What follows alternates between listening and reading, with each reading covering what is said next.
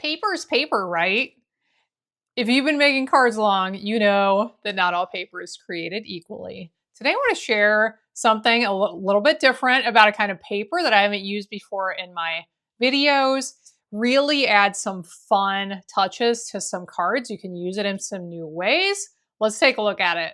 We will be making 3 cards together with this beautiful Lily of the Valley set. You are definitely going to want to see them and see these fun techniques that I don't believe I have shared these in any of my videos before.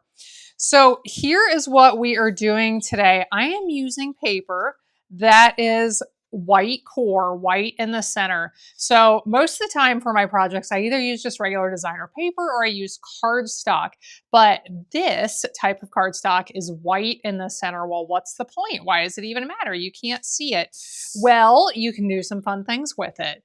And you may be able to see, I embossed this with that beautiful floral spray embossing folder. Can you see just the bits of white already popping out and I haven't even done anything to it? Well, let's take it and let's see what else we can do here. So we are going to be using some sandpaper. You can use a sanding block, some sandpaper. Doesn't really matter. We're going to use this in several different ways on these projects. And I am just very lightly going to go over this. And you can see that as I sand, some of that white center is being exposed in more areas. Very cool, right? It just adds some really neat highlights, makes it stand out a lot more. So I'll be sharing several different ways we can use this type of a paper to get some really interesting effects on our projects. So that is one, is to emboss and to sand over it. Now you don't even have to emboss. You can just take some sandpaper and do some distressing around the edges. So I want to show you that. Let's just go around these edges because you could do this on any piece of paper, even without the embossing. And we will use these pieces that I am preparing for some projects that are going to be beautiful. So hope you will stick around to see them. So I just did a little bit of that sanding and distressing over the embossing, then some extra around the edges.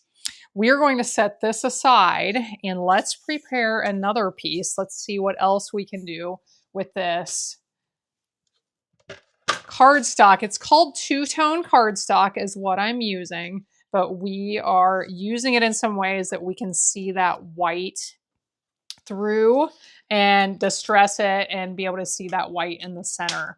So what I'm doing next, we are going to do a really fun folding technique that I shared once or twice before, but is a really cool technique to try on your projects. And to do this, to fold the corners as I'm doing, you're going to need your scoring board and a triangle in the corner if you don't have an angled guide. And you just want the edges of your triangle to be equal lengths so that we have a 45-degree angle here. And I've made a little tiny mark right there. Each time I put my paper against this triangle, I'm lining it up in the same place at that mark. Now you can do this at different spacings, but what I am doing, I am counting to the 3rd line from the end, from the corner of this paper. I'm scoring on the 3rd one, and then I'm counting 2 more, and I'm scoring again. We are going to rotate this and repeat this on each of the corners. Count in 3, and then count in 2 more. We'll do the 3rd side. And I'm excited for you to see what this does. Since I did this the very first time, I thought I really need to do that on more of my cards because it turned out so neat. And it's been a while since that. So it's time to bust out this technique, to break it out. It hasn't seen the light of day for a while. Okay, so what we're going to do now that we have each of these scored is you can do this different ways. You can fold it back and then fold the other one forward depending on what spacing you used. this one, that doesn't show up very well. So for this one, we are going to fold forward and then back, and we get this little flap in the front. So we'll do that on each of the corners, and we can bring in the bone folder and make this lay nice and flat if we want to. What I am going to do is bring in my sandpaper again, and we are going to rough this up a little bit.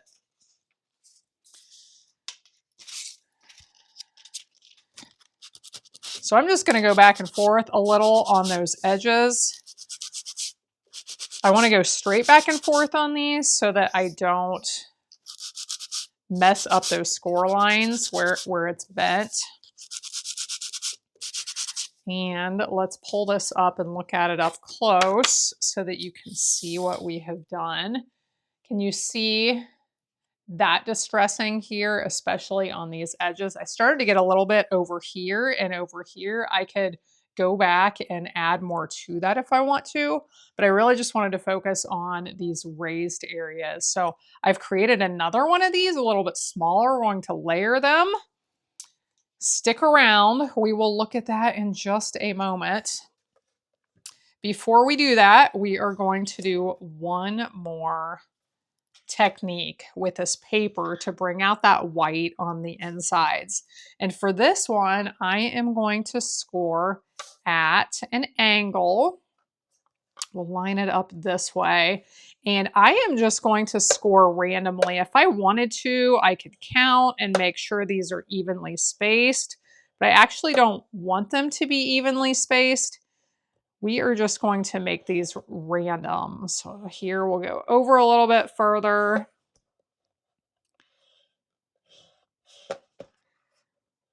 We'll score at an angle all the way across this.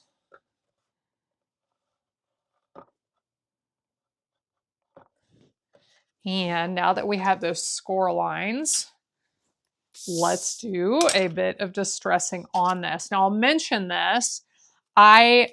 You can score and press it so that these lines are up or so that they are down. If you wanted your actual lines to be the area that gets distressed the most, you might want to flip it over so that those lines are popping up on the top of your paper and do your distressing then. The way I am going to do it, it is actually going to distress the line, those score lines. Those will be the areas that are least distressed. But this will give you an idea of what it would look like, even if you didn't have any score lines, what it would look like if you wanted to distress that background a little bit, and what you can do just in the background using this paper to get some of that color variation. Very cool. Now we are going to, let me set this aside. We are going to assemble these 3 cards. Now let's go ahead. We have all our pieces prepared. Let's go ahead and assemble these cards. And you can see the really neat effect that these different techniques with this the distressed area showing through behind, what kind of an effect that has on these cards. So as you saw, I'm using this Lily of the Valley bundle. These are just beautiful stamps and dies. And I've already prepared them. As you can see, I'm adding some of these lovely die cuts. Here we have this such a nice little delicate piece with these little bell-shaped flowers on top. We'll add one more leaf. This one is actually popped up. And our greeting.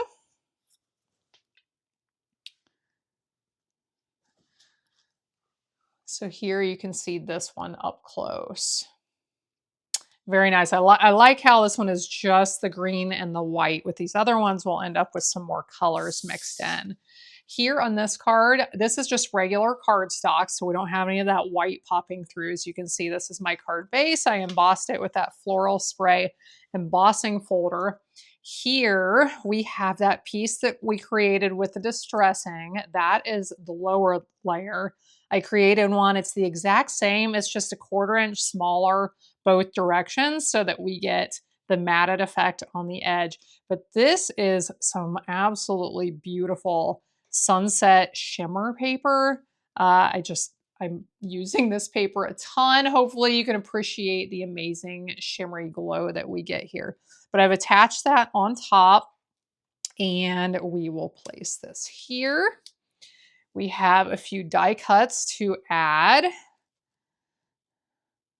So I'll add the leaves. And we have these lovely, this time for these, I cut them out of garden green cardstock. And I did die cut the flowers separately. That's one of the dies in the collection, is to cut those separately if you want to. I could have cut these out of white or another color and then added the color over top, but I thought it would be a really fun little bonus to die cut those leaves separately and die cut the flowers separately. Here we'll add this one, and our greeting for this one is "So grateful for you." I think I'll put it down here. So here you can see this one turned out very nice. And last but not least, I love the designer papers in this pack, so I had to use this one. I think this one is just stunning. So I'll add this. This is really fun. We're going to cover up part of this piece, but not all of it. Hopefully we can still see some of that really fun texture in the background. This is one of the dies from the collection, which I love. We just have lots and lots of texture on this card. So several die cut pieces for this one as well. I want this to hide just behind. So this one I've stamped that floral stem and added color to it. We'll add this leaf over the top. Here I stamped that smaller one. We'll pop that one up right here. And our greeting to a forever kind of friend. So here you can see these 3 cards. If you ever want still photos of the projects I make, there's always a link in the video description below to go to my website. You can save those photos, take pictures of the photos, and use them for your inspiration for your projects. I hope these are techniques that you can use in the future in your crafting. If you'd like to chat about life with me, make sure you visit my other YouTube channel, Life with Anna Helman. I appreciate you, and I hope you'll be back again next time when I'll be here helping you to hand make with love.